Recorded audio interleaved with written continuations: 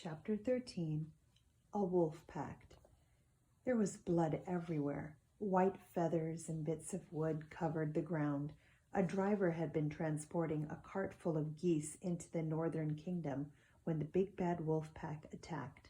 The only thing that remained in one piece was the green floppy hat the driver had been wearing.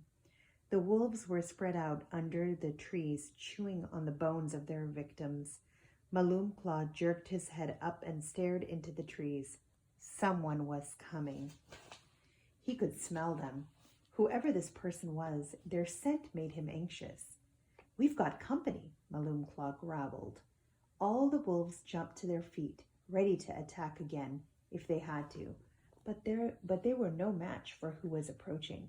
A dark, hooded figure slowly moved through the trees and up to the wolves. It stood fiercely in front of them for a moment before unveiling itself. "Hello, Malumklaw," said the evil queen. "Who are you?" Malumklaw barked. The woman before him, less than half his size, was making the hairs on the back of his neck stand up. "You don't know me, but you know of me," the evil queen said. "Everyone does." "It's the evil queen," a wolf snarled. Malumklaw began shifting his weight on his front paws. He was intimidated, and he didn't like it. "You have a lot of nerve approaching my pack," he said. I should have one of my wolves rip your throat out." "I dare you," the evil queen said. There wasn't an ounce of fear in her body. She walked closer to them, and the wolves cowered back, Malumklaw included. "What do you want from us?" he demanded. "I've come to make a deal," she said. "We don't make deals," Malumklaw growled. "You will once you know what I have to offer," the evil queen said. This intrigued the wolf. "What kind of deal is this?" he asked. "A trade," the evil queen said. "There are 2 children traveling through the kingdoms, 1 boy and 1 girl, twins. I want you to find them and bring them to me, unscathed." "You want children?" Malumklaw mocked. "They have several things actually, that I need," the evil queen said. "I would do it myself, but I'm indisposed at the moment. And if we bring them to you, what will you give us in return?" he asked. "When you bring them to me, I shall give you the one thing you want more than anything else in the world," the evil queen said. Malumklaw laughed. "Wolves want for nothing," he said. The evil queen stared at him as if she were looking into his soul. "Is that so?" she asked. "Then why do you and your pack crusade around the lands, terrorizing everything in your path? What are you trying to prove? Whose revenge are you seeking?" Malumklaw was silent. He couldn't deny it. "I will give you the one thing that will avenge your father's death wholly," the evil queen said. "I will give you Queen Red Riding Hood in exchange for the twins." All the wolves, including Malumklaw, growled their doubts, but the idea was intriguing to him. "And how could you possibly do that?" he said. The evil queen looked at him so sternly that his heart began to race. "Do not question me. I will have the young queen in my possession by the end of this week. Bring me the children and I will hand her over to you. Do we have a deal or not?" Malumklaw looked at the frightened members of his pack.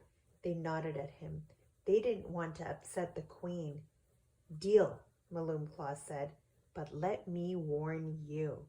If you fail to keep your end of the bargain, we'll snap your neck like a twig." The evil queen walked up to the wolf and stood inches from his face, looking him forcefully in the eye. "Let me warn you," she said. "Fail to keep your part of the promise, and I'll have you all turned into rugs, just as Red Riding Hood did to your father. And if you ever threaten me again, I'll skin you alive. I'll skin you myself." Malumklaw froze. The evil queen knew she had him exactly where she wanted him. "See you soon," she said. She put her hood back over her head and disappeared into the trees in the direction she had come from. All the wolves stood still for a moment, afraid to move. "What are we waiting for?" Malumklaw shouted, his pride bruised. "We have twins to find." They charged into the horizon, howling in unison. The sound was deafening. Chapter 14. The Sleeping Kingdom.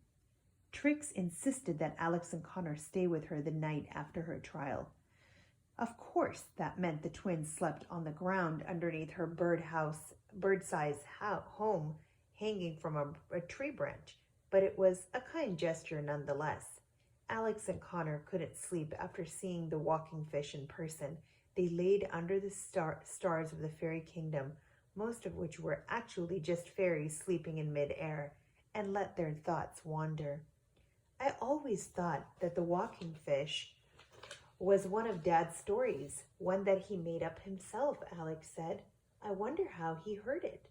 Probably the same way he heard about all the other stories that come from this place," Connor said. "But then why wasn't it as well known as Cinderella's or Snow White's stories? Why wasn't it written in the Land of Stories?"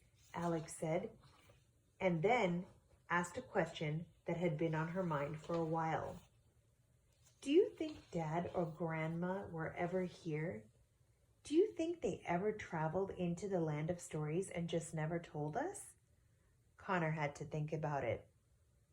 The idea had crossed his mind once or twice before, considering that the Land of Stories had been in their grandma and Dad's possession before their grandma had passed it on. Could they just as easily have been transported into this world as Alex and Connor had? And if they had, how had their dad and grandma managed to find a way home? "I don't think so," Connor ultimately decided. They loved fairy tales so much. If they ever got here and saw everything we've seen, I doubt they would have left. The next morning, Trix generously thanked them again and again, and after they shared goodbyes, the twins started their journey into the next kingdom. "Sleeping Kingdom, here we come," Alex said. "Why do I have a feeling that the spindle is going to be the most difficult item to get?" Connor said. Alex opened the journal to see if her brother's prediction was true. "The spindle that pricked Sleeping Beauty's finger was the easiest item for me to collect. I had no prior plan of acquiring it and simply pleaded my case to the Queen, and she was very sympathetic. She let me take the spindle on the condition that I would return it to her once I was finished using it. Queen Sleeping Beauty is very wise, especially for someone who had been asleep for a century, and I believe she knew more about what I was after than she was willing to admit." "Well, that's lucky," Connor said. "I wonder what sleeping for 100 years does to you. Every morning when I wake up for school, after about the 4th or 5th time I hit the snooze button, I always think I can sleep for 100 years. I wonder if you'd wake up super refreshed, or if you'd still be drowsy afterward." "That's an interesting thought," Alex said. "I wonder if she dreamed about anything. I assume it would have been a very long dream." The twins had no money left, but claiming to have been separated from their parents, they managed to convince 2 drivers transporting a cart of goats to let them ride along in the Sleeping Kingdom. The twins didn't mind sitting in the back with the goats, but the goats weren't thrilled about sharing with the twins. "What are you looking at?"